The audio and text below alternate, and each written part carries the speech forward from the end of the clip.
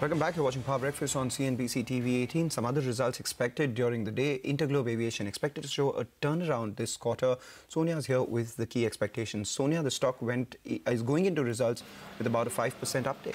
Yes, in fact, from the October lows, Interglobe Aviation is up almost about 35% after the fall that we saw in crude prices. It's expected to be a turnaround quarter on a sequential basis, as you rightly pointed out. Remember, last quarter, the margins and yields were at a record low, and this time around, there's expected to be an improvement. Passenger growth was very strong in Q3. In fact, for Interglobe, there was a 26% year-on-year growth that we saw in passenger volumes, and that will lead to about a 40% revenue growth that we're looking at. Even if you look at, the other internals, crude prices have fallen, so that will benefit them on a sequential basis. However, on a year-on-year basis, we're still expecting the EBITDA to fall by about 2.5%. Now, there has been a 33% fleet capacity addition to about 203 aircrafts after the normalization of the A320neo deliveries, so that will aid them as well. And the yields are expected to improve by 34% quarter-on-quarter. As I mentioned, last quarter, the yields had hit a record low. This time around, they're expected to improve 34% quarter-on-quarter to 4.3 rupees or so. The company has also taken, the entire industry has in fact taken fare hikes, but on a year-on-year basis, the fare hikes have been about 14 to 20%, and that's been the highest in the last 5 years, and that will also aid their earnings this time around. So yes, the company's the stock is going into its numbers pretty strong. That's because the expectation is that after a disastrous Q2, there is a rebound that one could see this quarter. Okay, Sonia, so expectation of a strong rebound from Interglobe Aviation, but what about United Spirits? Okay, we'll get back to Sonia, but in the meanwhile, let's take a look at the Asian markets, because the Asian markets are actually up in the green. The SGX Nifty has also moved into the green, and if you look at the Hang Seng, that was also showing a green tick. So we'll keep an eye out on the Asian markets, but talking about some more earnings that are expected today, Bharti Infratel will be in focus today because that will be reporting the numbers. Let's go across to Reema Tendulkar, who'll fill us in with the expectations. Reema, good morning. Hi, good morning. Well, you can expect a weak quarter from Bharti Infratel, and that's because the full quarter impact of Vodafone and Idea exiting some of the towers or the tenancy cancellation plays out. In the prior quarter, that's in the September quarter, there was only a 1-month impact.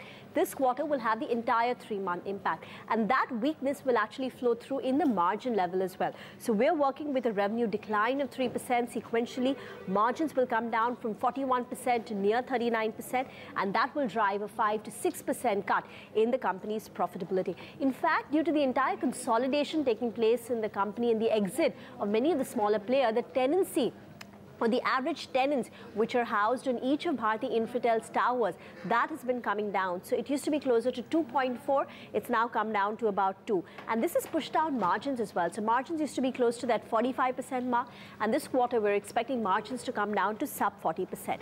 The problem is what analysts say is that going ahead as well, that there could be some further pressure on tenancy, because right now what Vodafone and Idea have announced is that wherever they have duplicate towers, they will exit it. So they had already announced tenancy exits to the tune of 66,000. But now they're saying is that where we have some overlapping towers, there as well we could look at exiting it or rationalizing it. So that could be some further pressure in for Bharti Infratel, which could play out in the next 4 to 6 quarters.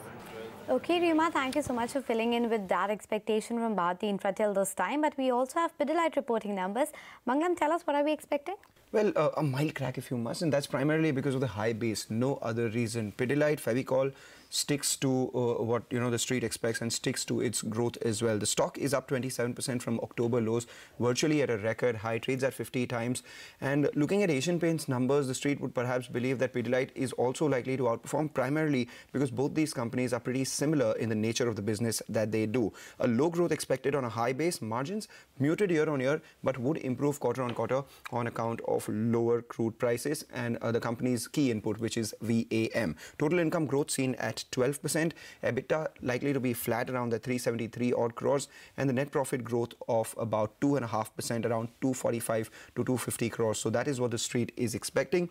Key things to watch: domestic volume growth seen between 6 to 8%, and this comes on a high base of 23%. So that is something that the street will take note of. 6 to 8% volume growth in their consumer business on a high base of 23%, and there was an overall price hike that the company had taken of about 3 to 4%. So that would also aid revenue. 6 to 8% volume growth, 3 to 4% price growth would together take the total income growth to about 12%. Input prices have been higher year on year, lower quarter on quarter. So that is something we will definitely keep an eye out on. Okay, so those were a whole host of stocks that we are really watching out for in terms of the earnings expectations today. But it is time now for a quick break on the show. Up next, we'll get you a check on the cues to watch from the futures and options space. Stay tuned for that.